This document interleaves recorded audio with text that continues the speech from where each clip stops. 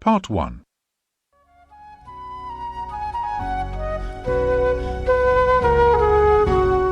Wherever one goes, there'll not be a mile that's visually unrewarding. That's what the historian Sir Nicholas Pevsner said about Herefordshire, and we hope that once you've enjoyed the Golden Valley and beyond, that you'll agree with him. Our tour is just over 44 miles long, and you can take as much or as little time to follow it as you please. I'm Fay Rickson, and it's my pleasure to lead you through a part of England that much of England doesn't know exists. Along the way, we encounter historic churches, spectacular scenery, ancient monuments, and we also meet some of my colleagues at March's Tours and Talks, who know a thing or two about the landscape and the people who make this area so treasured. At various stages, I'll ask you to stop the audio, and we'll tell you when you should restart it, as well as giving directions en route.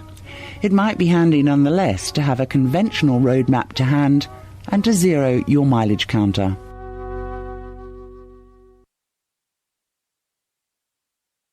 Part 2. It's now the turn of tour guide Penny Platts. She's going to tell you a little about where you are.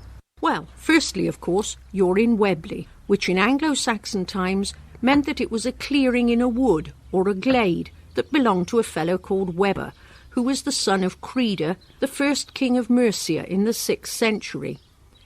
This part of Webley, Bell Square, is the oldest part of the village. Across the road you can see the Manor House, one of the oldest houses in the village, which is thought to date from the 14th century. While it's been modernised to a certain extent over the succeeding centuries, it remains a good example of a typical Herefordshire home, albeit that when it was built it would have been a costly affair. If you want to explore the imposing church of St Peter and Paul, this would be a good place to set off from, as it's only a short distance down the lane to the left, opposite the Manor House. And I would suggest you do, as it's worthy of investigation.